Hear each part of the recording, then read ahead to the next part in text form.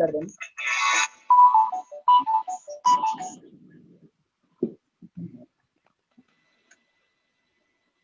Start करते हैं। ओम शांति।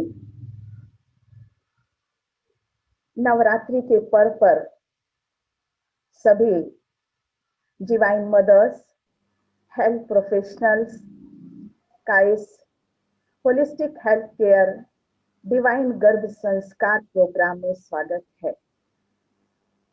तो प्रोग्राम शुरू करने के पहले 1 मिनट के लिए या कुछ सेकंड्स के लिए हम सब उस सुप्रीम सोल का आह्वान करें जो हमें एक सुंदर दुनिया बनाने के लिए और हमारे नेक्स्ट जनरेशन बहुत सुंदर हो, उसके लिए हम सबको प्रेरणा दे रहा है। कुछ सेकंड्स के लिए हम साइलेंस में आ जाते हैं।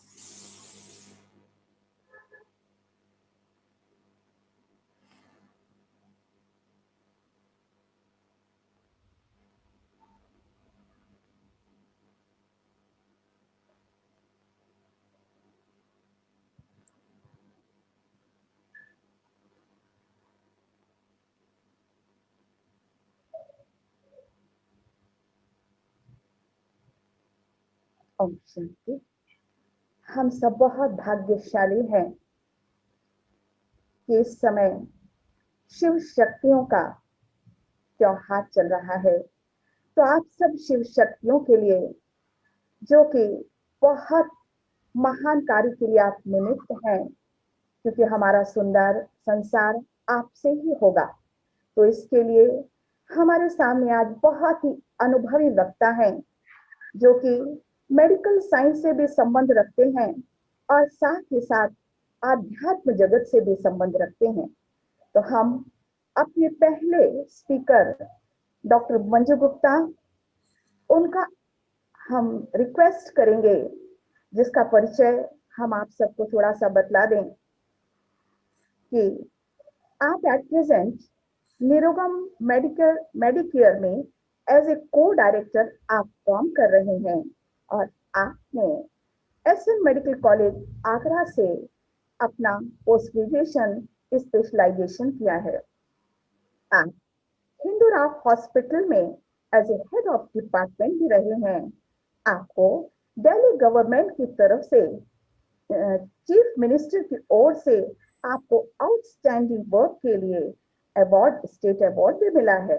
और यही नहीं, आप फैमिली और इंडिविजुअल काउंसलिंग भी करते हैं। आपने बहुत परिवार जोड़े हैं और आपका विशेष जो इंटरेस्ट रहता है वो एक्सपेक्टेंट मदर, जैसे आप हमारे सामने हैं, और उनको ट्रेनिंग देने के लिए आपका बहुत गहरा और लंबा अनुभव है। और जिससे कि हम जानते हैं कि प्रेगनेंसी कॉम्प्लिकेशन अपने आप ही कम हो जाते हैं। और आप 35 साल से लगभग राजयोगा की प्रैक्टिस कर रहे हैं। आपने 200 से ज्यादा भी लेक्चर लिए हुए हैं और रेगुलरली आप टीवी में और मीडिया में आते रहते हैं। तो आपका सब्जेक्ट है डिवाइन गर्भ संस्कार, start of A soulful journey. तो आइए मैडम, आपका स्वागत है। हम सब आपका इंतजार कर रहे हैं। ओम शांति। ओम शांति। Thank you very much doctor Pushpa बहन। ये मेरे लिए एक बहुत ही सौभाग्य का विषय है, क्योंकि जो भी कुछ मैंने अपनी इस जीवन यात्रा में सीखा है, शायद हम अपने समय में जब हम लोग माँ बने थे तब हमें इसका बिल्कुल भी ज्ञान नहीं था। लेकिन आज जब हम स्पिरिचुअलिटी को जानने के बाद इस साइंस को हमने समझा है, तो दिल होता है कि क्यों ना हम ये नॉलेज जन जन तक पहुंचा दें। क्योंकि आज के सिनेरियो को देखते हुए, जहां हम अपनी ओपीडीज में भी देखते हैं कि लोग परेशान हैं और यही लेकर के आते हैं, क्या करें डॉक्टर साहब, बच्चे तो सुनते ही नहीं हैं, बच्चे तो कहना मानते ही नहीं हैं। जिन बच्चों को इस संसार में लाने के लिए हमने क्या क्या नहीं यत्न किए, क्या क्या नहीं हमने पुरुषार्थ किया, आज वो हमारी ही रचना और उस रचना से हम ही परेशान क्यों? ऐसी हमसे कहाँ कोई भूल हुई जो हम आज इस परेशानी का सामना करते हैं। तो आज इन सभी मुद्दों को लेकर कि किस प्रकार से हम अपनी विजन के अनुसार, अपनी सोच के अनुसार अपने बेबी की डेस्टिनी, अपने बेबी के कैरेक्टर्स हम खुद डिजाइन कर सकते हैं। क्योंकि आज कोई बहुत बच्चे नहीं पैदा होते, हार्डली कोई 1 या 2 बच्चे पैदा होते हैं। तो यदि हम सुखमय संसार चाहते हैं तो संसार की संरचना में ह्यूमन बीइंग्स का बहुत बहुत बड़ा रोल है। इसलिए अगर ये बीज बचपन से ही डाला जाए, माँ की कोख से ही डाला जाए तो कितना ना अच्छा होगा। तो कोई भी चीज जब हम लाने के लिए सोचते हैं तो उसके लिए हम स्थान बनाते हैं, विजुअलाइज करते हैं कि हमें क्या चाहिए, कैसा चाहिए। तो आइए हम कुछ पल के लिए एक सुंदर सी यात्रा पर चलते हैं और विजुअलाइज करते हैं कि हमें क्या चाहिए। कुछ पल के लिए हर तरफ से मन को हटाकर स्वीट साइलेंस में जाएंगे और धीरे धीरे अपने मन से पूछेंगे कि मैं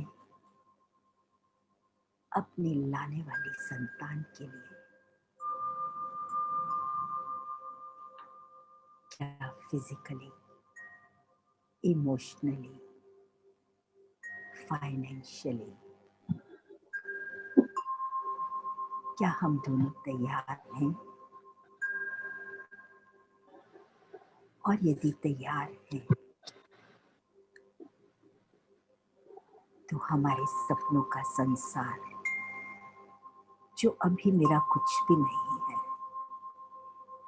जिसे मैं चाहती नहीं, मैंने कभी देखा भी नहीं, और वो सदा सदा के लिए मेरा होगा। मैं उसे कैसा देखना चाहती हूँ?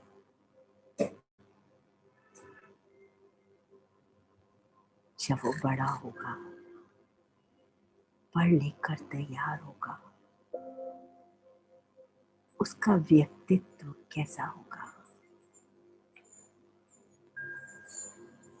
उसका आचरण, उसका चाल चलन,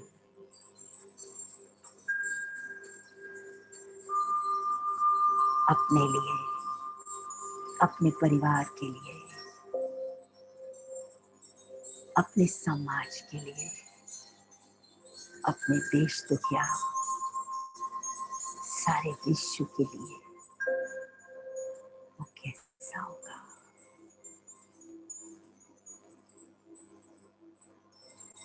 जो केवल मेरा नहीं, जिसे देखकर केवल मैं ही ना खुश हूं, लेकिन जिसकी तरफ संसार की नजरें उठे, संतान पुत्र ऐसी, ये किस माँ का लाल है। ये दिव्य आत्माओं अपने मन में उस तेजस्वी, ओजस्वी, वर्चस्वी,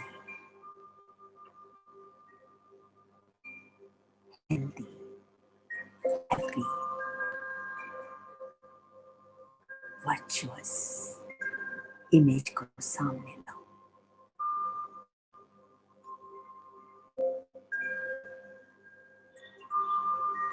आइए वापस आते हैं।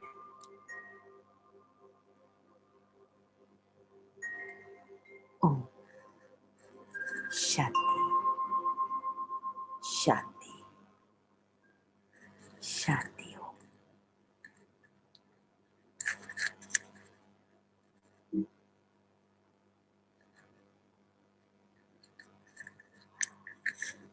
तो जो भी यहाँ पर बैठे हैं, जो प्लान भी कर रहे हैं या एक्सपेक्ट कर रहे होंगे, जरूर विजुअलाइज किया होगा, क्योंकि जब भी कोई चीज लाई जाती है, बनाई जाती है, तो उसका एक विजन हमारे सामने होता है।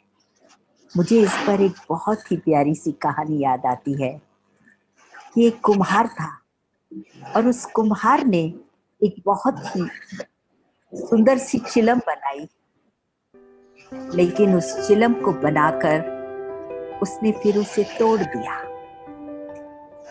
तो मिट्टी इसको देखकर मुस्कुराकर बोली, कुम्हार भैया, तुमने ये चिलम बनाई और इसको तोड़ दिया, तो क्या बनाने वाले हो?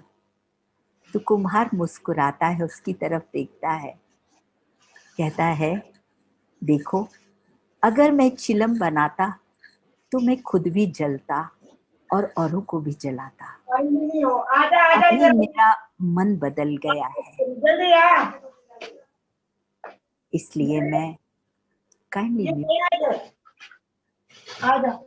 इसलिए मेरा मन बदल गया। अब मैं चिलम नहीं, एक सुराही बनाऊंगा जो स्वयं भी शीतल रहेगी और दूसरों को भी शीतल करेगी।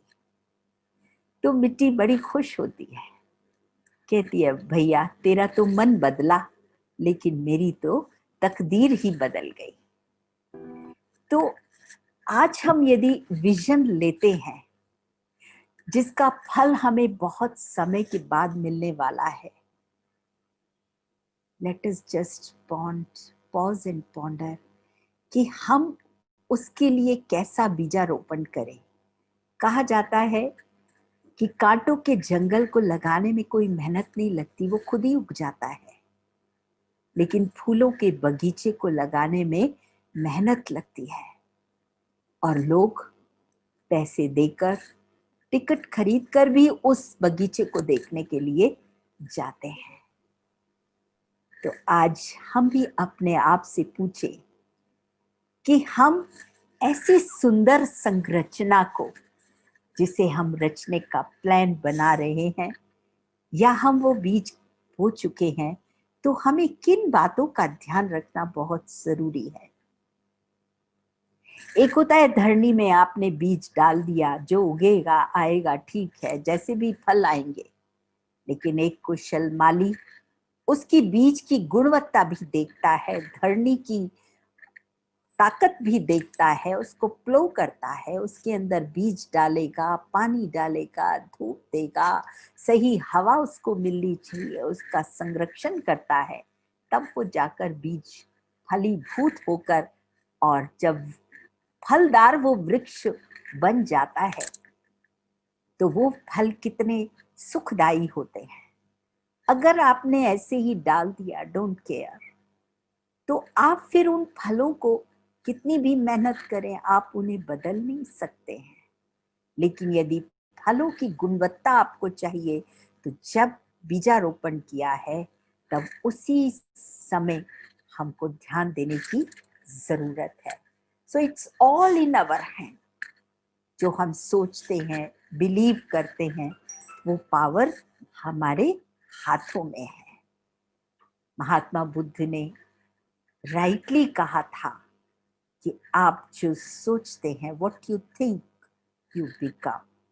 हम लोग बचपन से अपनी डायरी में भी लिखते थे, लेकिन उसका गहन रहस्य हमने आध्यात्मिकता से सीखा कि as you think so shall you be. जैसा आप सोचते हैं वैसे आप बन जाते हैं। तो सारा मदार हमारी सोच पर है। सोच जो है एक बीज है जिसके ऊपर सारी इमारत खड़ी हो जाती है। ये केवल उटोपियन थॉट्स नहीं है। हम लोगों ने अपने इतिहास में कहानियां भी बड़ी सुंदर सुंदर पढ़ी है कि एंटीनेटल टीचिंग्स का कितना प्रभाव होता है। मुझे याद आता है हमारे घर के बुजुर्ग जब कोई प्रेगनेंसी होती थी भी किसी भी बेटी बहू को, तो घर की बुजुर्ग माताएं उसको कहती थी, बेटा रामायण पढ़ो, गीता पढ़ो, अच्छा अच्छा इतिहास पढ़ो, अच्छी अच्छी कहानियां देखो, सुनो। उसके अंदर बड़ा गहन राज समाया होता था। ये हमारी पुरातन पद्धति है जिस पर आज बहुत गौर से हम लोग देखते हैं। आपने वीर अभिमन्यु की गाथा सुनी है, भक्त प्रहलाद की सुनी, छत्रपति शिवाजी को भी सुना, कैसे माँ जीजाबाई की संतान वो पैदा हुई। लेकिन आज मैं आपके सामने एक बहुत ही सुंदर सी कहानी रखना चाहती हूँ। राजा ऋतध्वज थे, उनकी पत्नी का नाम था मदालसा। मदालसा एक बहुत ही विदुषी और ब्रह्म ज्ञान से ओतप्रोत महिला थी। जब वो गर्भवती हुई तो उनके जो 3 पहले पुत्र थे, क्योंकि वो बहुत ही ज्ञानी और तेजस्वी थी, तो गर्भ में ही उन्होंने अपने बच्चों को ब्रह्म ज्ञान की शिक्षा दी। और पूरे प्रेगनेंसी के दौरान वो यही कहा करती थी, शुद्धो असि बुद्धो असि, संसार माया निरंजनो असि। और देखते ही देखते जो उसके पुत्र थे, बड़े होते होते अपनी यंग एज में ही तीनों बेटे तपस्वी सन्यासी बने। तो राजा ऋतध्वज बहुत परेशान हुए और उन्हें चिंता हुई कि उनका राजकाज कौन संभालेगा। तो उन्होंने मदालसा से कहा, रानी एक पुत्र तो मुझे ऐसा दे दो जो मेरे बाद ही राजकाज संभालने लायक हो जाए। तो रानी ने बड़ी खुशी से कहा, राजा को कहा कि राजन आप चिंता ना करें, हमारा जो अगला जो पुत्र होगा वो बहुत ही वीर और पराक्रमी होगा। और ऐसा कहा जाता है कि कंसीव करने से 3 माह पूर्व ही उन्होंने वीरों की गाथाएं पढ़ना शुरू किया और अपने घर में, अपने शयन कक्ष में उन्होंने वीर रस का माहौल क्रिएट किया। और पूरे 9 महीने बच्चे को एक कुशल शासक के और वीरता की कहानियां सुनाकर उसका गर्भ में ही लालन पालन किया। और ऐसा कहा जाता है कि जो उनका चौथा पुत्र अलर्क था, वो अपने पिता से भी अधिक तेजस्वी और कुशल शासक बना। तो ये कहानी हमें ये प्रेरणा देती है कि गर्भ एक वो पाठशाला है जहां माँ का और बच्चे का बहुत क्लोज एसोसिएशन होता है। जैसे स्वामी विवेकानंद ने भी कहा था कि इट्स ऑल अबाउट एसोसिएशन। पानी की एक बूंद जब आपके हाथ पर गिरती है तो वो पीने योग्य पानी है। वही बूंद जब जमीन में गिर जाती है तो वो नाले का पानी बन जाती है।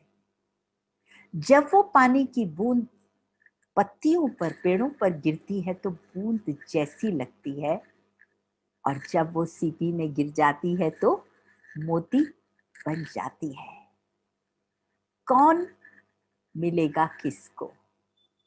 तो ये सारा डेवलपमेंट कि कौन सी जीवात्मा, कौन सा पलने वाला बच्चा किस कोख में जाता है, ये उस पर बहुत डिपेंड करता है। और एक जो हमारी बहुत ही फेमस कहानी है वीर अभिमन्यु, मैं समझती हूँ इस कहानी को सभी जानते हैं। महाभारत में कहा जाता है कि अर्जुन ने अपनी पत्नी सुभद्रा, पत्नी जब वो प्रेग्नेंट थी, कैरी कर रही थी, तो उन्होंने उनको चक्र व्यूह को भेदने का राज वो सुना रहे थे। और धीरे धीरे राज सुनते सुनते उन्होंने जाने का राज तो सुन लिया, लेकिन सुभद्रा की कहीं आंख लग गई और चक्रव्यूह से निकलने का राज सुभद्रा सुन नहीं पाई। तो तभी देखते हैं कि जब वो महाभारत युद्ध में वीर अभिमन्यु इतना पराक्रमी था, वो चक्रव्यूह के अंदर तो चला गया, लेकिन उससे निकलने का रास्ता न मालूम होने के कारण, वो राज न जानने के कारण वो अंदर ही अंदर वहीं उसको वो धराशायी हो गया। सो हम इस बात से यही निष्कर्ष निकालते हैं कि you are the master creator, you have the power to create whatever you want. आप जो चाहें, जैसा चाहे, वो आपके पास ताकत है कि आप वो बना सकते हैं। सो जो भी आप क्रिएट करते हैं, what you are creating, that is the personality of your child. तो वो कैसे डेवलप होती है? Whatever is input is output. जो आपने बीजारोपण किया है, जो कुछ आपने विचार दिए, जैसी आपकी भावनाएं थी, जैसी आपकी फिजिक्स थी, जैसा आपका सोचना, खाना पीना, आचार विहार व्यवहार था, वो सब बच्चा सीखता है। It is just like a tape recorder. जैसे टेप रिकॉर्डर हूबहू सब कुछ रिकॉर्डिंग कर लेता है, इसी प्रकार माँ की कोख में पलने वाला बच्चा जो है वो माँ से बहुत क्लोजली कनेक्टेड है और माँ की सभी कर्मेंद्रियों से के द्वारा वो बाहर के एनवायरनमेंट से भी बहुत अच्छी तरह कनेक्टेड रहता है। इसलिए ये बहुत जरूरी है कि पति पत्नी का आपस में बहुत प्यारा संबंध होना चाहिए। एक बार मैं देख रही थी ये क्या महाभारत, तब उसमें गुरु ने कहा, गुरु द्रोणाचार्य कह रहे थे कि जहां पति पत्नी के अच्छे संबंध होते हैं, वहां संतान बहुत ही सुखदायी होती है, आज्ञाकारी होती है, तेजस्वी वर्चस्वी होती है। लेकिन जहां पति पत्नी का आपस में झगड़ा होता है, जैसे कि गांधारी और धृतराष्ट्र का था, वहां संतान भी कुसंस्कारी पैदा होती है। घर का एनवायरनमेंट, घर वालों का व्यवहार, बाहरी वातावरण, इन सब का गर्भ में पलने वाले बच्चे पर बड़ा गहरा प्रभाव पड़ता है। इसलिए हमें इन सब बातों का ध्यान रखना बहुत जरूरी है। What does it mean? गर्भ मना गर्भ में पलने वाला फीटस, बच्चा। संस्कार मीन्स टू एजुकेट, उसको सुसंस्कृत बनाना, एजुकेट करना माँ की कोख में ही। क्योंकि हम सभी जानते हैं कि माँ के विचार जो हैं, जैसे थॉट्स होते हैं, वैसे ही मान लीजिए अगर वो बहुत खुश है तो उसके खुशी के हार्मोन्स, केमिकल्स रिलीज होते हैं, एनकेफेलिन्स, एंडोर्फिन्स, सेरोटोनिन्स, और वही बच्चे के अंदर भी केमिकल्स एंड हार्मोन्स रिलीज होते हैं। So as is the mother so is the child, direct effect hormones का, केमिकल्स का पड़ता है। और अगर माँ दुखी होती है तो वो भी बच्चे पर पड़ता है। So it is in the hands of the mother कि उसको कैसा कैसा बेबी वो डिजाइन करना चाहती है। आज वो माँ के हाथ में है। She has to just visualise. और आज ये हमारी एपिजेनेटिक्स भी कहती है कि इवन जो वंशानुज बीमारियां हैं, जिनको हम कहते थे ये इनहेरिटेंस है, ये इसकी माँ को भी थी, इसके बाप को भी थी, इसके फला फला फला फला को थी, अभी फुल स्टॉप लगा दे। वो उनको थी, वहां तक ही काम खत्म हो गया। लेकिन it is all in our thoughts. Never ever give any negative thought, चाहे अपने लिए, चाहे प्रेगनेंसी के दौरान, तो बिल्कुल ही इसको हाथ ही नहीं लगाना है, सोचना ही नहीं है।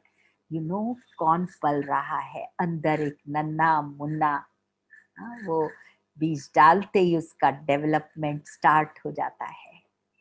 कितनी फास्ट गति से वो डेवलप करता है और आपको पता भी नहीं पड़ता। इस समय में माँ को, और मैं तो माँ नहीं, मैं कहती हूँ हस्बैंड वाइफ दोनों को, और परिवार में भी दोनों को बहुत बहुत समझदारी से चलना है, बहुत प्यार से चलना है। आपकी एक एक थॉट आपके बच्चे की पर्सनैलिटी बना रही है। आपकी एक एक सेल से, आपके एक एक फिजिकल से बच्चे का बॉडी तैयार हो रहा है। मैं तो मजाक में अपने पेशेंट्स को यही कहती हूँ, देखो आप अभी स्टार्टिंग में सिर्फ कपड़ा सिल रहे हो, अंदर कपड़ा तैयार हो रहा है ना। कपड़ा खरीदने वाला, इसको पहनने वाला तो बाद में आएगा, तो हमें दोनों तैयारी करनी चाहिए। कपड़ा भी जितना खूबसूरत और महंगा होगा तो खरीदार भी वैसा ही आएगा। आप देखते हो बाजार में हर तरह के कपड़े मिलते हैं, वही डिजाइन आपको 1000 लाख की चीज में भी मिलेगा और वही आपको बहुत सस्ता भी मिल जाएगा।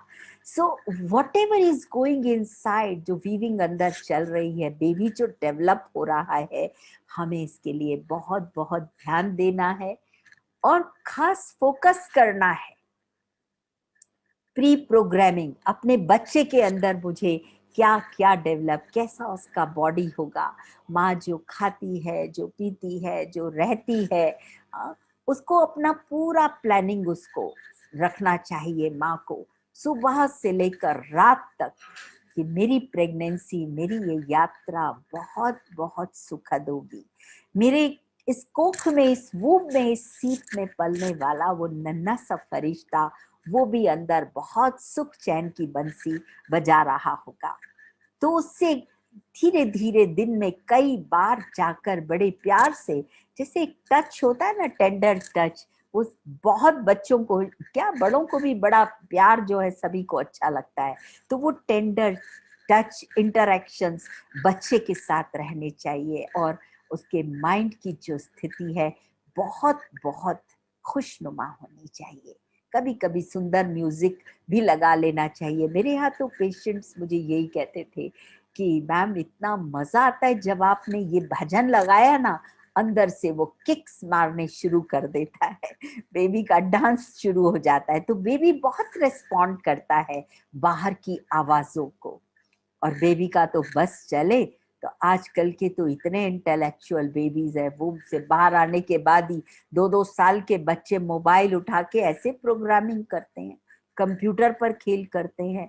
पूरी आपने वो गूगल बॉय भी देखा होगा जो रोज टीवी पर दिखाते थे, पूरा सब कुछ उसका, पूरा विश्व का रटा हुआ है उसको, हिस्ट्री एंड ज्योग्राफी। क्या बच्चे आज पैदा हो रहे हैं। So this is all inside. अभी माँ बाप ने कुछ नहीं सिखाया, these are all the teachings जो बच्चा अपने वूम से, माँ से लेकर चला है। और यहीं कहीं माँ की जो अच्छी थिंकिंग नहीं रही तो बच्चा भी देखिए कैसी पर्सनैलिटी होगी, रोता रहेगा, दुखी होगा, परेशान होगा, क्योंकि ये कोई नई आत्मा नहीं है, इसके पूर्व जन्म की भी और कितनी रिकॉर्डिंग्स है जिसका प्रभाव हमें देखने में आता है। So what is our vision, what is our mission, and what are the values we want to give to our child? तो हम लोगों का विजन इस DGS डिवाइन गर्भ संस्कार का जो प्रोग्राम है, देखिए हम लोग अगर याद करें तो पहले होता था लंबी लाइन लगी हुई है, आ रही है गर्भवती पेशेंट्स, आ रही है, डॉक्टर चिल्ला भी रही है, बस एक आया दूसरा गया, पेट पे हाथ रखा, ये टेस्ट लगाया, देखा उसको, चल चल ये टेस्ट करा लेना, ये करा लेना। लेकिन कभी हमने उनसे बैठकर उनकी भावनाओं को, उनकी स्थिति को कभी समझने का प्रयास ही नहीं किया। बड़ी भारी भीड़ है, भीड़ तो तब भी होती थी, भीड़ अब भी होती थी। लेकिन मैं समझती हूँ कि अगर as a doctor, as a gynaecologist, अगर हम सब ये बीड़ा उठाएं कि हम उसका वो एग्जामिनेशन जो हम मेडिकल चेकअप करते हैं, उसके साथ साथ यदि हम होलिस्टिकली माँ को भी चेकअप करें और माँ को भी ये विज्ञान और ज्ञान दे दें कि हमें माँ भी फिजिकली, इमोशनली, मॉरली हेल्दी चाहिए, और माँ की कुख में पलने वाला वो नन्हा भी शारीरिक रूप से, भावनात्मक रूप से, नैतिक रूप से एक देखने दिखाने वाली पर्सनालिटी चाहिए। इस विजन को लेकर हम चल रहे हैं, क्योंकि आज का जो विश्व की हालत है, आज जो नन्हा सा बच्चा है, कल उसको बड़े भी होना है। So we should be very very creative. हम अपने अंदर ऐसी सुंदर संरचना रचे कि हमें कैसी संतान चाहिए। और कहा भी जाता है, whatever you can visualise, जो आप विजुअलाइज कर सकते हो, यू कैन रियली एक्चुअलाइज, वो हो जाता है। तो हमारा सोचना, हमारा उसको अपनी अंतरात्मा से उसको देख पाना कि हमको कैसी संतान चाहिए। इसके लिए एक चित्र है कि माँ, पहले कहा जाता था अपने कमरे में बड़ा अच्छा सा चित्र लगाओ, क्योंकि चित्र से चरित्र का निर्माण होता है। किसी भी घर में किस प्रकार के चित्र लगे हैं, आप समझ सकते हैं वहां के रहने वालों का चरित्र कैसा होगा। तो खासकर पुराने जमाने में तो वो कन्हैया का चित्र दे देते थे कि भाई कन्हैया लगा, और वास्तव में एक वो ऐसी पर्सनालिटी है जो सर्वगुण संपन्न, 16 कला संपूर्ण, संपूर्ण निर्विकारी, मर्यादा पुरुषोत्तम, अहिंसा परमो धर्म, सभी को प्यारा लगता है। हर माँ की कल्पना होती है मेरी गोद में कन्हैया खेले, है ना, यशोदा हरिपाल ने झुलावे। हर माँ की तमन्ना होती है कि मेरा बालक कन्हैया जैसा हो। और माँ बोलती भी है। मुझे याद आता है, मुझे तो तब ये सब नहीं मालूम था, जब छोटा सा बालक था तो मुंह से हमेशा कन्हैया ही निकलता था। आज भी किसी बच्चे को देखती हूँ, चाहे वो लड़का हो लड़की, इस बात का मुझे कोई फर्क नहीं पड़ता, लेकिन मैं उसको बाल कृष्ण कन्हैया, मुंह से यही निकलता है और वही स्वरूप उसमें दिखाई देता है। तो आप देखो कि आपको बच्चे के अंदर कौन कौन सी क्वालिटीज चाहिए। जब आप उसको विजुअलाइज करेंगे, बच्चा अंदर में उनको, उसकी एब्जॉर्प्शन पावर बहुत हाई होती है। Learning power in the foetus is very very high. Telepathic connection है, उसका subconscious mind is very active. जो सोचा वो रिकॉर्ड हो जाता है, क्योंकि वो आत्मा न भी पुराने शरीर से अटैच्ड है, ना भी इस नए से अटैच्ड है। तो उसका अवचेतन मन, उस पर रिकॉर्डिंग बड़ी मस्त हो जाती है। इसलिए हमें ऐसा विजुअलाइजेशन करना चाहिए, एक भी विष की एक भी बूंद काफी होती है सारी अमृत को विष बनाने में। इसलिए मैं यही कहना चाहती हूँ, हमेशा शुभ और श्रेष्ठ चिंतन करें, सोचें, तो वैसा ही उसका रिजल्ट फर्स्ट क्लास आएगा।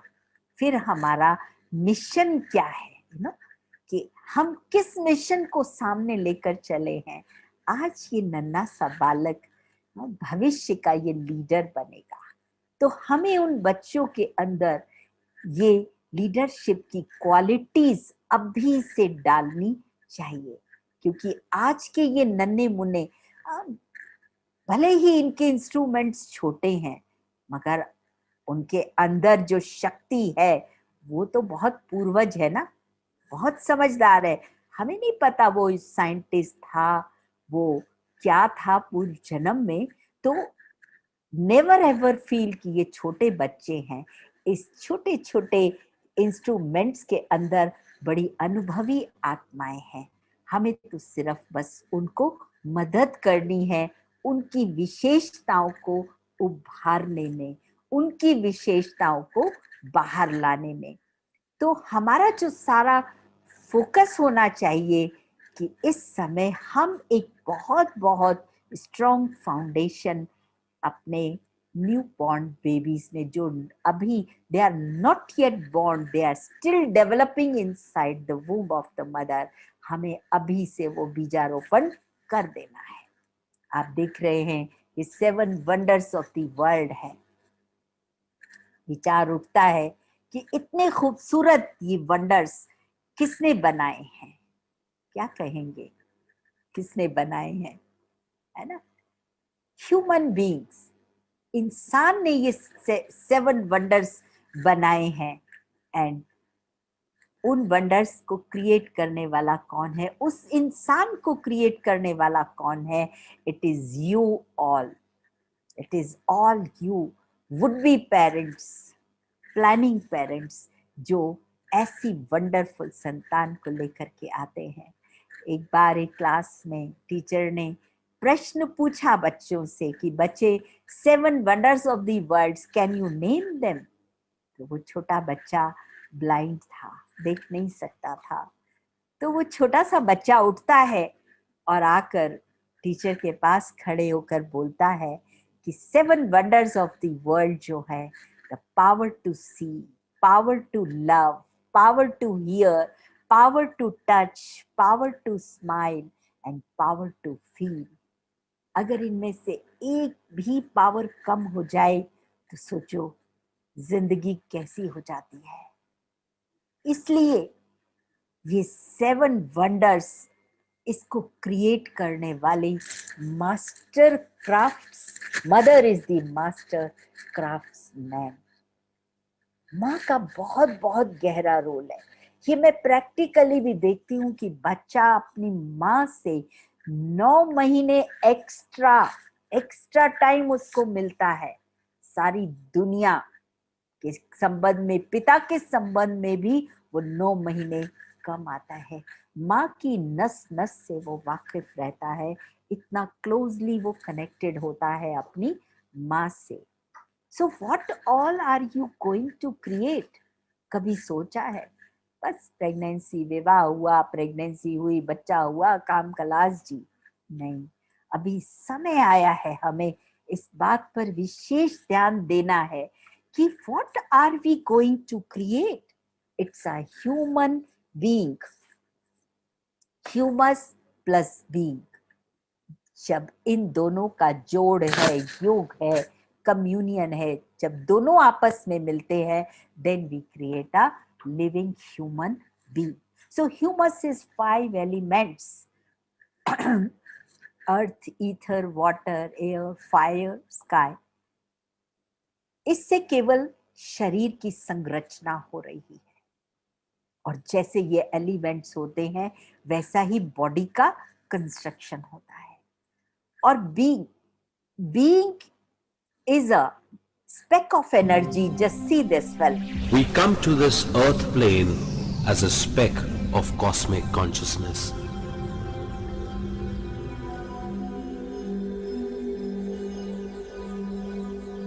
While coming from the source, we come with etheric body as a structure of the self. We come to this earth plane to have unique experiences. For our experiences, we select the womb, we select the parents, environment, and situations. The whole design of life is known to the self. After selecting the mother, speck of consciousness enters the mother's womb. After consciousness enters the mother's womb, the fetus gets life.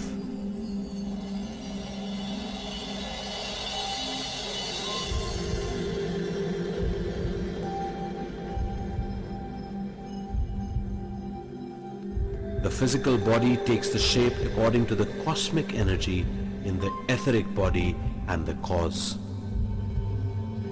Consciousness will be traveling frequently to the source till it takes its first breath.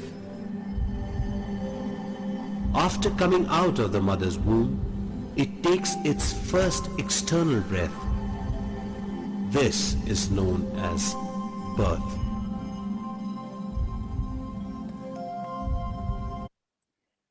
So we have seen a beautiful picture how this speck of energy with etheric body enters the womb of the mother। And ये भी कहा जाता है, जैसे सुना, कि वो decide करता है parents. So we should attract, हम लोग उसको, बच्चे को, उस आत्मा का हमको आह्वान करना है। अपने ध्यान में यही इसका ध्यान, मैं यही हमेशा एक पाठ मुझे याद कि मुझे आशीर्वाद चाहिए, मुझे श्राप नहीं चाहिए। फॉरगेट अबाउट बेटा चाहिए, बेटी चाहिए, ये होगा वो होगा, no no no. Costume already बन रहा है, लेकिन ये डिपेंड करता है कि उसमें आने वाला कैसा होगा, कैसी वो आत्मा आती है। आज हम देखते हैं कि किसी आत्मा के आने से ही माँ की जिंदगी में बस डॉक्टर्स के चक्कर, अल्ट्रासाउंड के चक्कर, ये प्रॉब्लम वो प्रॉब्लम का अंबार लग जाता है, और फिर उसके दवाइयों के और इन झंझटों में ही उसके दिन रात गुजर जाते हैं। लेकिन हमें उसकी इस यात्रा को बहुत बहुत सुखद बनाना है। हताश उसको परेशान नहीं करना कि ये हो गया ये हो गया। शांति से जो हुआ अच्छा हुआ, बहुत अच्छा होगा, तुम अच्छी सोच रखो। Because this speck of energy is not new, it has left, ये चल बसा, कहीं से चला निकला और जाकर नेक्स्ट वूम में ये अपना बसेरा डालता है। So this divine Garbh Sanskar is a holistic approach wherein we take care of the body as well as mind also. 3D care, हमको 3 चीजों का nutrition, diet, exercise and rest, तन की भी और मन की भी। माँ को ये पूरे 9 मंथ्स उसको ये टीचिंग्स दी जाती है कि what she has to do, क्योंकि शरीर के लिए ये 5 एलिमेंट्स हैं, लेकिन जो कॉन्शियंट एनर्जी अंदर आई है उसको क्या चाहिए, उसको हम क्या फीड करना चाहते हैं। आज जीवन में हमें किस चीज की आवश्यकता है जिसके लिए हम दर दर भटकते हैं, भगवान से मांगते हैं, अपेक्षाएं रखते हैं, व्रत उपवास न जाने क्या क्या करते हैं। वो हमारा नेचुरल नेचर है टू बी पीसफुल, शांति, प्रेम, सुख, आनंद, पवित्रता, खुशियां, सच्चा ज्ञान, ये हमारा आत्मा का वास्तविक स्वरूप है, और यही हमें बच्चे को अंदर पढ़ाना है। This is how this is going to write the destiny of the child. The mother teaches the baby. माँ अपने बच्चे को पढ़ाती है, तू कितनी शांत स्वरूप आत्मा है, कितनी प्रेम की भंडार है, तू कितनी खुशियों से भरपूर है। तो माँ उसको जब ये पाठ पढ़ाती है, और यहाँ तक भी कि बच्चे तुम अंदर बहुत सुख से रहो, we are here to care for you, you are the most loving creation, हम तुम्हारा इंतजार कर रहे हैं। और यहाँ तक भी कि जब माँ डिलीवरी के लिए जाती है तो वो उसको पढ़ाती है कि बेटा तुम बड़े प्यार से बाहर आ जाना, न माँ को कष्ट हो न तुमको कष्ट हो। वो क्लिपिंग मेरे पास है, फिर कभी आपको दिखाऊंगी कि बहुत सुंदर इस संस्कार का बच्चे के ऊपर, इस माँ की टीचिंग का बहुत बहुत प्रभाव पड़ता है। सो आवर मिशन इज कि ये जर्नी बहुत ही स्मूथ, कंफर्टेबल और खुशहाल जर्नी हो। सबसे पहला पाठ हम ये पढ़ा दें कि ये कोई बीमारी नहीं है। कई बच्चियां ऐसा समझती हैं, पता नहीं प्रेग्नेंट हो गए तो उनको माँ भी कह देती है तू काम मत करियो, तू घर का ये मत करियो। मैंने कहा बेटा जितना करोगे उतना अच्छा है, ये नॉर्मल है, जैसे नॉर्मल पीरियड्स आते हैं मंथली, वो बंद हो गए, अब प्रेगनेंसी की तरफ आप चले गए। Now you are creating another energy inside you. कोई भी संसार में ऐसी फैक्ट्री नहीं है जहाँ की लाइव ह्यूमन बींग्स तैयार होते हो। है कोई संसार में तो कितनी नशे की बात है कि एक माँ की कोख ऐसा स्थान है जहां से वो एक लिविंग जीता जागता प्रतिरूप अपने जैसा एक इंसान क्रिएट करके बाहर लाती है। तो आज हमें उस मात्र शक्ति के लिए कितना गौरवान्वित होना चाहिए, कितना उसका ध्यान रखना चाहिए। और जब ये डॉक्टर पाठ पढ़ाती है तो मैंने देखा कि पति पत्नी के संबंध बड़े सुखदायी हो जाते हैं, घर वालों से बहू के संबंध बहुत अच्छे हो जाते हैं, बड़े केयरिंग संबंध हो जाते हैं. So these are the sessions and we should stress upon कि वो अकेली ओपीडी में या अकेली सेशंस के लिए हरगिज ना आए. कपल्स को आना चाहिए, इनवाइट कपल्स, और अगर उनके साथ उनके परिवार के लोग भी आ सकते हैं, केयर टेकर्स भी आ सकते हैं, तो हमें उन्हें भी खुले दिल से उनका भी स्वागत करना चाहिए, क्योंकि ये प्रोग्राम बहुत अच्छा है. इसमें बच्चियों को, क्योंकि नए नए माँ बनने जा रहे हैं, उनको क्या पता है कि मदरहुड क्या होती है. हाँ, तो उनकी यात्रा में क्या क्या होगा, कैसा होगा, तुम्हें उसके लिए कैसे रेस्पॉन्स करना है, रिएक्ट नहीं करना है, ये एक बहुत बहुत सुखद यात्रा है. तो हमें उनकी पर्सनल काउंसलिंग उनको बिठाकर हमें उनको देना चाहिए. सो ये हमारा एक बहुत ही खूबसूरत यात्रा है, जो हम गायनेकोलॉजिस्ट, जो हम केयर टेकर्स, अपनी जो भावी पेरेंट्स बनने वाले हैं, हम उनको बहुत कुछ दे सकते हैं. जो इतना भंडार में छुपा हुआ है, उनके पास इतना खजाना है जिसका उन्हें जरा भी ज्ञान नहीं है. So it is all in our hand. पावर कहीं बाहर नहीं है. डॉक्टर इलाज करेगा, दूसरों ने नहीं किया, इसने नहीं देखा, हम किसी को भी ब्लेम नहीं कर सकते हैं. The whole remote control is in your hand. जहां आप एक क्रिएशन थे, किसी की रचना थे, आज स्वयं आप रचयिता बनने जा रहे हो. आप एक नई क्रिएशन को इस संसार में ला रहे हो. तो वो क्रिएशन कैसी होनी चाहिए जिसे ये सारा संसार देखे और सराहे. हमें वो वैल्यूज देनी है. बच्चे ऐसे लाने हैं जो इस संसार को ही बदल कर रख दे. आज इस संसार की हालत क्या हो गई, देख तेरे संसार की हालत क्या हो गई भगवान, कितना बदल गया इंसान. और उस इंसान को हम माए, हम अभिभावक, हम पेरेंट्स ऐसी संरचना इस संसार में लाकर हम बदल सकते हैं. तो आइए हम संकल्प लें कि हमें इस मिशन में अपना सहयोग का हाथ लगाना है. एक से एक ये बढ़ता चला जाए, और घर घर में हर बालक एक कन्हैया हो और हर बाला एक राधा हो. वो घर घर ना हो, एक मंदिर हो जहां पर रास चल रहा हो, जहां सुख शांति का वास हो. ऐसा संसार हमको बनाना है. तो सभी तैयार है ना इसके लिए? हाँ, सभी लोग तैयार हैं इसके लिए? हाँ, जो भी हैं इस प्रोग्राम में आने वाले जो भी लोग जुड़े हैं, मैं समझती हूँ एक से अनेक ये बाय वर्ड ऑफ माउथ ये फैलता चला जाएगा. भले कम आए, लेकिन अगर कुछ भी इसमें सहयोग का हाथ लगाते हैं तो हम एक सुंदर ऐसा वृक्ष खड़ा कर सकते हैं जो ये संसार, सुखमय संसार, स्वर्ग बन जाएगा. इन्हीं शब्दों के साथ thank you so much for listening so patiently. और मैं धन्यवाद करती हूँ आप सभी का, और वाणी को विराम यही देती हूँ. ओम शांति.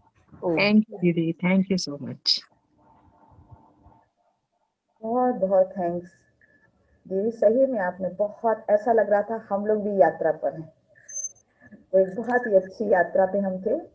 और लास्ट में आप थोड़ा मेडिटेशन भी जरूर कराएंगे. अभी हमारी आवाज चली गई. Kindly unmute yourself doctor Pushpa. तो लास्ट में आप मेडिटेशन भी कराएंगे. अभी डॉक्टर निशा साहू दूसरे जो हमारे स्पीकर हैं वो उनका परिचय देंगे, और फिर लास्ट में हम फिर आपके साथ यात्रा पर चलेंगे थोड़ी देर. Definitely, most welcome. ओम शांति. आज हमारी दूसरी स्पीकर डॉक्टर कविता प्रिया है. डॉक्टर कविता अभी स्त्री रोग विशेषज्ञ हैं, जानी मानी स्त्री रोग विशेषज्ञ है धनबाद में, और आप deputy CMO central hospital Dhanbad में पोस्टेड हैं. आप अभी धनबाद सोसाइटी की ऑब्स्टेटिक एंड गायनिक सोसाइटी की प्रेसिडेंट हैं, organising secretary 4th annual conference AOGSBG की आप थी, और 5th एनुअल कॉन्फ्रेंस धनबाद 2019 में ऑर्गेनाइजिंग चेयरपर्सन थी। आपने कई कॉन्फ्रेंसेस में